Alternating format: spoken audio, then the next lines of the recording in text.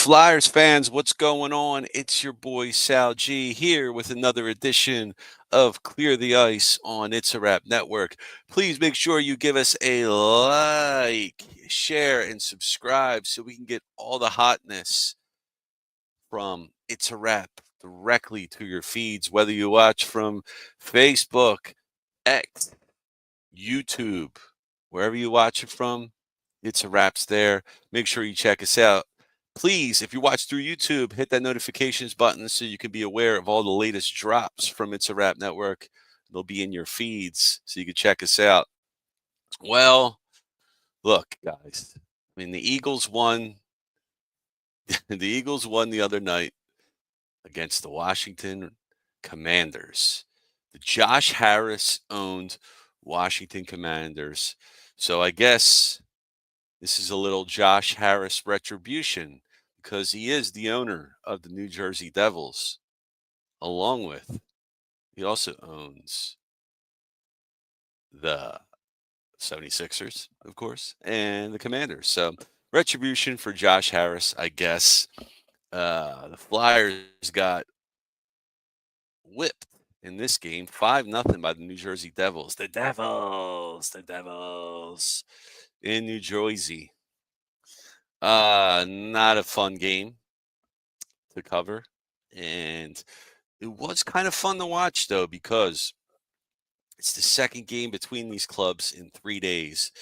And there was a little bit of tension there. You know, the other night when these clubs played, you had that hit on Nick Seeler to Bastion on the Devils, and Bastion was playing tonight, but the hit that Sealer gave Bastion was a hit right to the dome, elbow, shoulder to the head, and Bastion took it all in stride, said he had his head down and all that, um, but you have to think his teammates didn't think highly of that hit and did not appreciate their teammate getting getting hit while his head was down in a compromising position, if you will. So some fireworks tonight. A chippy game, lots of penalties. Teams are really going at each other. Nobody dropping the gloves, though a couple of guys wanted to. Garnet Hathaway was chirping and barking the entire game. He was trying to instigate and start something. I mean, there's a point where Scott Lawton dropped his gloves. He was trying to fight, but the guy he was tied up with, he didn't want to go. And credit to Lawton. Uh, maybe he's just looking to get some emotion out. I mean, Lawton just came back yesterday after missing the past 3 games due to a death in his family. So, uh, you know, uh, hockey is a little bit of a reprieve, I guess, from regular life for these guys. And I'm sure he still has a lot of emotions, whatever he's dealing with. And, looked like he was trying to get him out and wasn't able to. Guys wouldn't bite. But, man, the Devils coming into the game were 4-7-3 in their past 14 games. You know, the, the record wasn't on their side, but they definitely showed up tonight. And the Flyers did seem to have their number, as coming into this game, the Flyers have won 3 against the Devils. So the last 3. And a divisional opponent, familiar opponent, definitely a rivalry, only 90 minutes down the road in Jersey there. And the Flyers in the past 9 games coming in were 6-2-1. And they were playing pretty well, but this game is just one of those games you just toss out. Um, Sam Ersson ended up getting pulled in the second period after letting up 4 goals, and Fedotov came in and he let up a goal of his own. And I wouldn't necessarily, I know Ersson got pulled, but I wouldn't necessarily put the game on him. I thought the defense played poorly. Uh, there's a lot of transition shot. There's a lot of transition opportunities, odd man breaks for the Devils that the Flyers weren't prepared for. It was just some sloppy play there on the defense, and not much Ursa can do on those goals. As mentioned, Fedotov gave up a goal, and it just wasn't the Flyers' night, and the Devils did everything right, and the Flyers did everything wrong. The only thing that was interesting about this game was the chippiness and the physicality, the testiness. You know, I like it was like playoff atmosphere hockey. The crowd was really into it there in New Jersey, and you know, I kind of wanted to see some fists flying just for the Flyers to get their emotions out. You know, at the point when it's 4-0, you know, what are you going to do at that point other than maybe get your frustrations out? I don't. I'm curious what Torch says about this game. Can't be too happy about it. Uh, I'm going to see if he throws Urson under the bus, but I don't think he's going to. I just going to think he's going to say the defense should have played better than they did. And you know, some dumb penalties too. The Flyers had power play opportunity, and Tyson Forrester commits a penalty, and they lost that power play. Not like it matters anyways, because the Flyers stink on the power play. They're just terrible on it. And coming into the game, this streak stopped, or not really a streak, but Flyers scored at least 4 goals for the fourth time since January 9th, and they scored 0 goals. So I'll scratch that off my notepad there. But Urson coming into the game, he was 8-2-0. And, you know, his overall season stats don't look good. And aside from this game, he's been playing pretty well coming in. He had a 1.96 goals against average and a 0.925 save percentage in his past 10 games. So those numbers went up now after today's mauling. We'll just see. We'll see what goes on. The Flyers play again tomorrow. They play the Islanders at home. So another New Jersey team, and there's the New York Islanders, but they also play in Jersey, don't they? That's their home base. Well, let's get into this game here a bit. Oh man, I got be over pretty quick. First period, shots on goal. It was the Flyers' best period was the first period. Of course, there was no goal scored. But the Flyers appeared to contain the Devils. It looked like it was going to be a continuation of the past couple of games that they've had, where just the Devils didn't have answers for the Flyers. Flyers had 10 shots on goal, couple of opportunities to get the puck in the net, just some unlucky bounces and some timely saves by Allen there, and left the Flyers off the board. So 10 shots on goal for the Flyers, 6 for the Devils. Flyers had a power play early on, 6:45, but they couldn't get anything going there. Again, their power play numbers are terrible, coming in 16.4% on the power play, which is good for or bad for 28th in the league. Meanwhile, the New Jersey Devils have a great penalty kill. It's 5th in the league at 82.1%. And in the first period, Mitchkov had a chance, talking about those opportunities, missed opportunities. Mitchkov had a chance for a wide open goal, but he just couldn't handle the puck. Wide open net there. I mean, if he would have had it, that would have been right in the net. And we would have been up 1-0 at that point. You never know how the game could have turned out at that point if the Flyers end up being up. And New Jersey goes on the power play late in the first period. It continues on into the second period. New Jersey's power play is their special teams are very good. Power play, 28.08% in the league, which is good for third in the NHL. And the Flyers penalty kill, which is also pretty bad, but not as bad as their power play. It is 78.5% in the league, which is good for 19th. So in the second period, the power play continues on, and New Jersey gets a power play goal. So they end up leading 1-0. At that point, Andre Palat with the goal. With assists by Hughes and Palat scored. Palat scored right in front of the net.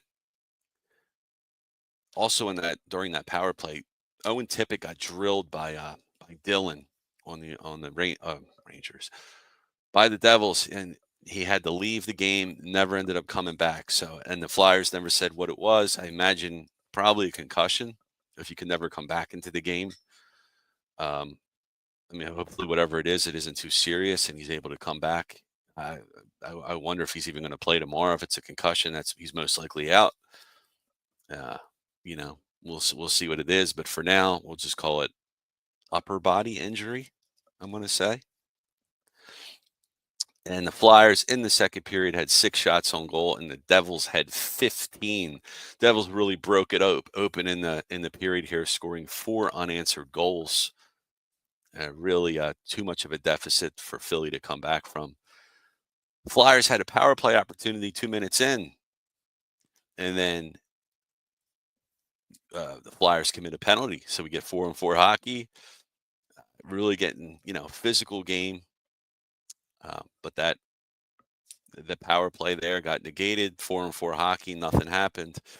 And then the Flyers go on the power play. Jack Hughes gets a slashing call, and it was 4-on-3 for 14 seconds for the Flyers. And then went back to 4-on-4 for 23 seconds. And then the Flyers had a one-man advantage again for a minute 23, and again could do nothing with the power play. They really suck on the power play. I don't know why that is. They have an extra man on the ice, and the pucks always seem to get cleared. Flyers always seem to be in their defensive zone with the puck. Times gets wasted. I don't know what they need to do. I mean, I guess the remedy is a frontline center, a number one center, to help distribute the puck and set up plays and get something going. We don't have that. Noah Cates is our best center at the moment, and he might not be more than a low end 2, high end 3, although he's having a pretty good stretch for now. But then when Jersey gets on the board again, 6:27 in the second period, we get Luke Hughes, the brothers Hughes on the team there. They're a fearsome duo there. Luke Hughes with the wrist shot puts the Devils up 2-0 on that play. Again, bad defense. Travis Sanheim, your defenseman, gives up the puck, and then Luke took it in himself, sniped it from right in front of the circle there. Goal, 2-0. And again, we get some more fracases left and right. Teams getting into it. As I mentioned, Scott Lawton looking to fight, Garnet Hathaway looking to fight. And nothing happened. Not like it would have mattered anyway, but you wonder if Owen Tippett, when he got drilled, there was no penalty called there. And maybe if there was a penalty called, cooler heads could prevail. Maybe the Flyers would have played more disciplined hockey. I imagine that they were upset about the Tippett hit. Yeah, Tortorella was upset. He was screaming from the bench, looking for a penalty there. Couldn't get anything because when Tippett got hit on that play, the puck was behind Tippett. He wasn't on the puck. So, you could say that was, it should have been a minor, whatever you want to call it, roughing interference, probably interference, I guess. But nothing was called there, and team didn't like it. Torts didn't like it, and it just looked like they were trying to get their frustrations out, and it cost the Flyers some penalties. And, New Jersey took advantage of those opportunities there. There was 11 minors called after the second period there. That's pretty wild. And this is the third meeting for these teams in 12 days. So as Jim Jackson likes to say, familiarity breeds contempt. And it doesn't look like these teams like each other too much. It's fine by me. I just wish we had something, man, a fighting chance. I mean, when you score 0 goals, you're not going to win. It's a basic math there, guys. Philadelphia goes on a power play again, but nothing. Nothing there. Mason got called for a double minor, it looked like. Jamie Drysdale also got called for a penalty, but the Flyers end up going on a power play and do nothing with it.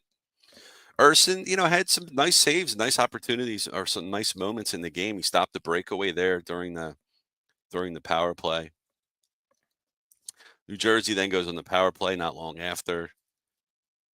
And then there's another power play goal by the Devils, 12:41 in the second period. Bastian gets a goal. The guy, he had a bubble mask on covering his jaw, which is apparently very messed up. And the rest of his face, mouth, eyes, nose, everything but the ears, I think. But it's an interesting mask. I never seen something like that before.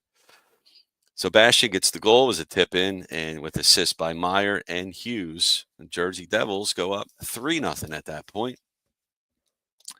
Still in the second period, 13:43. It's just over a minute later. New Jersey scores again, 4-0. Dawson Mercer, more assists by Meyer and one by Pesci. Not Joe Pesci, but Joe Pesci probably would have got a point tonight against the Flyers. And then Ivan Fedotov came in at that point, relieves Urson. And it wasn't Sam's fault. There's some bad defense there. Some, I mean, there was just devils swarming the net. Not much Ursa can do. You have multiple devils down there, and you don't know where the puck's going to go, how it's going to come at you, because there's different options for the players to choose from. And we talk about a lot on the post-game show how bad the Flyers are in the second period. Just season long, they are terrible. In the minus teens for sure. And you have the Devils who are plus 29 in the second period. So that is not a good recipe for success if you're the Flyers when you're have that much of a goal scoring deficit in the second period and the Devils are so good at it. Third period comes along. Fedotov gives up his goal. Jack Hughes scores, tip in goal. It was a give and go give. Really nice play there. Again, not much Fedotov can do. Odd man rush and all by him lonesome, defending two guys. And Brat with the assist. Scary moment for Tony Dick, man. This is like 2 games in a row where Tony Dick took a stick off his face. Um, the other night he took one off. Looked like almost thought his eye came out on the way the way it seemed at first. And then in this game, there was no blood. In this game, he had some blood right under the eye. It looked like the orbital bone got cut by the stick. And he looked like he got stitched up right on the bench real quick. And lucky for him, man, he didn't lose an eye. Even though he rocks that visor, stick still got under there. But luckily, just a couple stitches is all it looked like. And then New Jersey went on the power play again, but didn't do nothing there. So, and that was it. That's 5-0.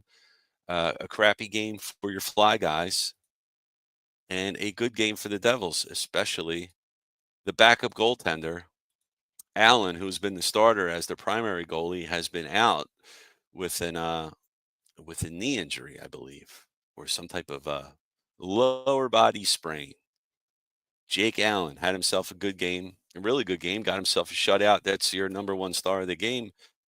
24 shots faced on net, 24 saves. And then you have Sam Urson facing 16 shots, 4 goals allowed. That's 12 saves for a 75% save percentage. Pretty bad. And I guess Fedotov was a lot better. He faced 10 shots, 1 goal, 9 saves. That's good for a 90% save percentage. So, yeah. But again, if you looked at the game, if you guys watched, when you look at the box scores, it's like, oh man, Urson really sucked. I don't really think it was his fault. I just think the team around him played really bad. Jamie Drysdale -2. Travis Sanheim -2. And he gave up he had the one play where he gave up the puck to Luke Hughes, and Hughes just fired it in. A nice skill shot. So, yeah, your defenseman here, not much going. So Luke Hughes and Jack Hughes, I'll give them the other stars of the game. I hate giving it to the Josh Harris owns New Jersey Devils, but Luke Hughes and Jack Hughes, I don't know if they're twins. They look very much alike. They might be twins. They both got 1 goal apiece and 1 assist. And of course, Allen there is your other star of the game. So what are the Flyers going to do? Because with this loss now, the Fly guys are 23-23-6, hockey 500. They still have a fighting chance for that second wild card spot in the conference. But are they going to get it? Probably not. I mean, I guess it would be cool if they can just leak into the playoffs. But the trade deadline is March 7th. So we got a while away for it. But I'm more than certain that the Flyers aren't going to make a trade unless it's for a player that is controllable for a number of years. They're not going to get a rent-a-player or rent-a-center. Like that rent-a-center, huh? They're not going to get a rent-a-center from, you know, mom and pop store there, and the rent-a-center guy is gone at the end of the year. It doesn't make sense for the Flyers to do that. If the Flyers are going to make a trade, believe it's going to be for a young player and a player that they have control over for a number of years. But not a guy that's in a walk year of a deal. That would be stupid. And let's just quickly go down the Devils box score. Sebastian with a goal. Bratt with 2 assists. Jack Hughes, goal and assist. Luke Hughes, goal and assist. Meyer with 2 assists. And Palat with a goal. And Pesci had 2 assists. Hey. And that's it for the Fly guys. The Devils took over. The Devils! The Devils! Ah! Yeah, man, that's it, brother. Pretty much wrapping it up here on It's a Wrap. But yo, check this out. Clear the Ice lineup. Here it is. Thursday, tomorrow, Matty B on the bump. So check into that. Make sure you check out that show. And of course, earlier Matty B had his show, The Final Word with Matty B, Sunday through Thursday, 8 p.m. Eastern Time. Make sure you check that out. And if you haven't already, folks, I see a lot of people watching. Throw up a like for your boy. Throw up a like for It's a Wrap. Share, subscribe. Hit that notification button. Ding it. Whatever you got to do. But yeah, some of our other shows we got here, guys. We're going to have Super Bowl night. Oh, man, less than 2 weeks away. I'm hyped, guys.